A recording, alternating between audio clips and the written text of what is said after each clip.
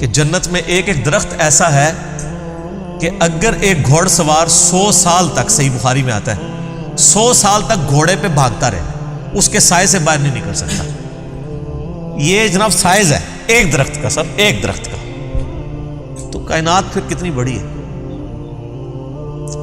بخاری مسلم میں آتا ہے جو سب سے آخر میں جنت میں جائے گا نا دوزخ سے نکال کے، وہ سب سے ادنا درجے کا جنتی ہوگا، لاکھوں کروڑوں سال دوزخ میں جلے گا، جب اس کے سارے گناہ دھل جائیں گے دوزخ کے عذاب کے عوض، اور بس اس کے پلے صرف یہ نیکی ہوگی کہ اس نے زندگی میں ایک دفعہ لا الہ الا اللہ کہا ہوگا، بس یہ کلمہ اس نے پڑھ لیا ہوگا، لا الہ الا اللہ محمد رسول اللہ، یا اپنے بھی وقت کے پیغمبر پہ جو اپنے زمانے میں امتوں کے تھے ان پہ ایمان لائے ہوں گے۔ تو جیسے ہی اس کو بخاری مسلم کے الفاظ ہیں دوزخ سے نکالا جائے گا، اللہ تعالیٰ فرمائے گا ہاں بھائی تیرے لیے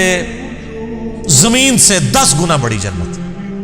تو کہے گا یا اللہ تو خدا ہو کے میرے ساتھ مذاق کرتا ہے۔ تو بخاری مسلم کے الفاظ ہیں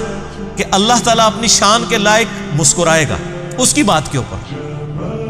اللہ فرمائے گا مذاق نہیں کر رہا، حقیقت بات ہے کہ جو یہ روئے ارض ہے، یہ جو میریکل پلانٹ ارتھ ہے، اس سے 10 گنا بڑی جنت ہے اس شخص کے لیے جو سب سے آخری درجے کا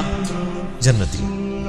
اور سر جو شروع میں چلے جائیں گے ان کی جنتوں کا کون اندازہ لگا سکتا ہے؟ بخاری مسلم کے الفاظ ہیں کہ جنت میں ایک درجے والا اپنے سے اوپر والے درجے کو یوں دیکھے گا جیسے تم ستارے دیکھتے ہو، اور وہ فرق ایک نیکی کا ہوگا، ایک نیکی کا، اور یہ درجوں کا فرق۔ یہ تو سر اب ہمیں جب سائنٹسٹ بتا رہے ہیں نا گلیکسیز کی تعداد، اور بتا رہے ہیں جی 2.5 ارب گلیکسیز ہیں، اور ہر گلیکسی میں 300 ارب سے زیادہ سورج اور اس کے ساتھ زمینیں ہیں، تو یہ اللہ نے پورا انتظام کیا ہوا سر۔ اس وقت بھی جتنی کائنات ڈسکور ہو چکی ہے نا، اگر یہی جنتیوں میں بانٹ دی جائے نا تو یہ بھی اس سے بڑی ہے۔ اللہ نے تو کیا کچھ پیدا کر دیا، اسی لیے قرآن حکیم میں آتا ہے نا کہ تمہارے رب کے لشکروں کو کوئی نہیں جانتا اس کے سوا۔ ہم تو یعنی مخلوقات کا احاطہ کر ہی نہیں سکتے جو کچھ اللہ نے پیدا فرما دیا۔ تو اللہ تعالیٰ ہمارا ہے کہ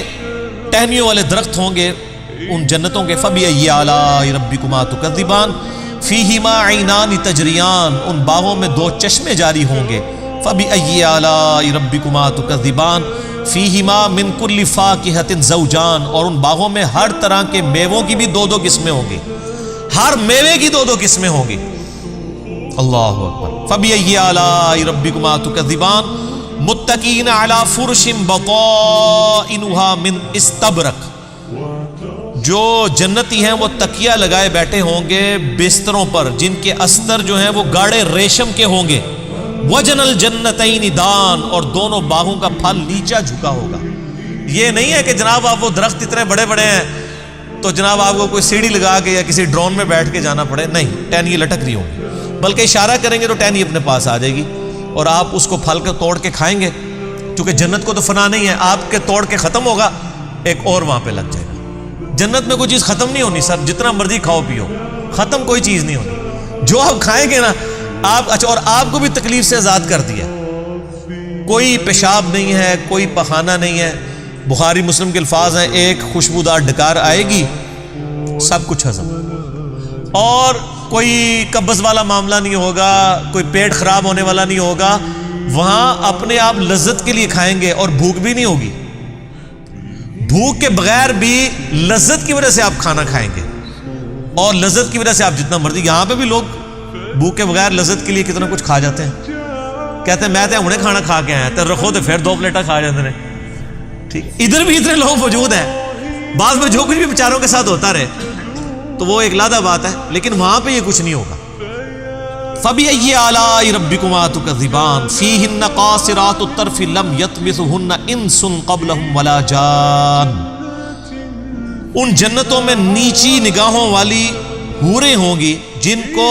نہ کسی انسان نے چھوا ہوگا نہ کسی جن نے اس سے قبل۔ اچھا، ان آیات سے اب یہ بھی پتہ چل گیا کہ جنوں کے لیے بھی ایک جنت ہے اور انسانوں کے لیے بھی جنت ہے۔ جنوں کے لیے ظاہر ہے ان کی ریکوائرمنٹس اپنی ہیں، آپ کو پتہ ہے، صحیح بخاری میں آتا ہے، صحیح مسلم کے اندر کہ نبی علیہ السلام نے منع کیا ہے کہ آپ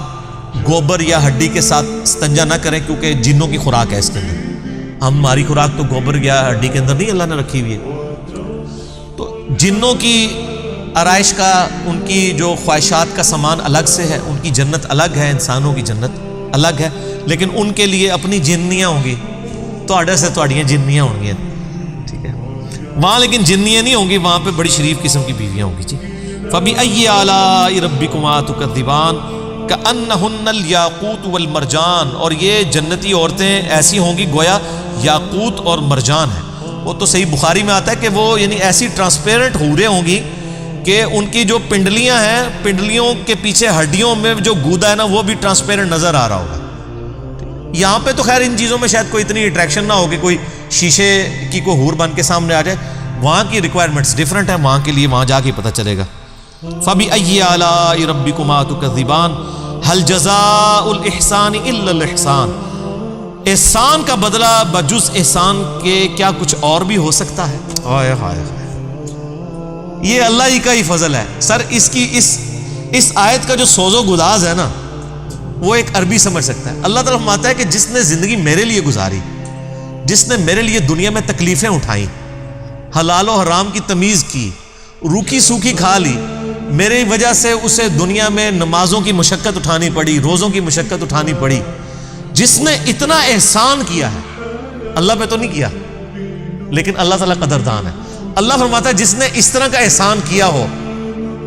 تو کیا اس کا بدلہ میری طرف سے احسان کے علاوہ کچھ اور ہو سکتا ہے کہ میں بھی اس کے ساتھ ویسے ہی احسان کروں؟ حالانکہ ہم نے اللہ پہ نہیں احسان کیا ہوا، لیکن یہ اللہ تعالیٰ کی قدر شناسی ہے کہ وہ قدر کرتا ہے انسان کہ بتاؤ اس احسان کا، اس نیکوکاری کا بدلہ کیا نیکوکاری کے علاوہ کچھ ہو سکتا ہے؟ جو تم نے نیکوکاری کی تو میں تمہارے ساتھ وہی نیکوکاری کروں گا، یعنی مراد یہ کہ جنت دوں گا۔ فَبِأَيِّ آلَاءِ رَبِّكُمَا تُكَذِّبَانِ، تو اے جن و انس کے گروہ، تم اپنے رب کی کون کون سی نعمتوں کو جھٹلاؤ گے؟ أحب لقاء يظل